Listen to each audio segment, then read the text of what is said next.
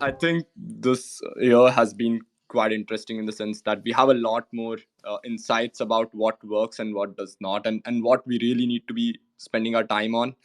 If you look at the decisions that have been made, for example, with STK XPRT itself, the decision was that why do you, as a user, if you hold, if you have like 100 staked XPRT, and that's all you have today, you would have to convert it into an LSM based like STK XPRT first, and then swap half of it to get XPRT, then go to Dexter and LP it.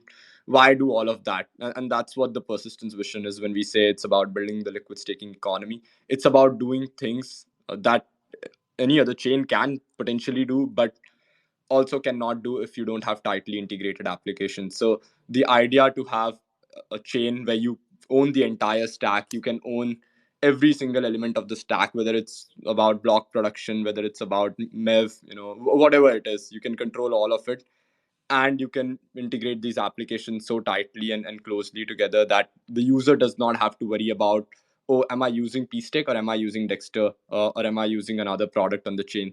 The user cares about using, maybe it's the super app that what Yaron talked about. So that's very exciting to me, and I think that's the direction we are going to head towards. With pstake in particular, there'll be a lot of exciting things as well. I think dydx opens a huge market for liquid staking in Cosmos.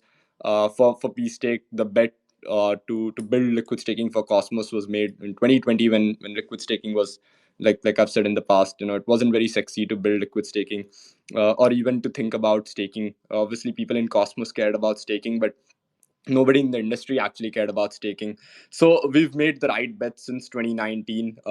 We've always, headed in the right direction, and we've always executed with the same intensity. Now we have, we've improved on how we can execute. And for 2024, the most important goal for us is to have traction adoption, and you know build products that people really enjoy using. And you wake up, you're like, okay, I want to do something. Okay, but why do I have to go on 5 different applications? I'll just go to persistence and do these things. So that's kind of where we are headed towards. And if you look at, where Cosmos is headed as well, I think I've spent 4 years now in Cosmos, and I've never really been as bullish as I am today about Cosmos because of where it is headed. The fact that governance can actually say, okay, we should cut down max inflation to 10%. That to me is phenomenal, because this could not have been done a year ago, or even 6 months ago. So Cosmos has definitely moved in the right direction, and the bet that Persistence, Stake, Dexter have made to build in Cosmos is also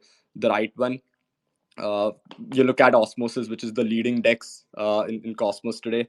It leads by a huge margin to the second closest, Cosmos DEX, which is Astroport. But for us, I think the bet for pstake, if you recently saw the forum post on Astroport forum that I made, which was about pstake Persistence Labs acquiring some Astro tokens to support pstake and other applications that build in persistence.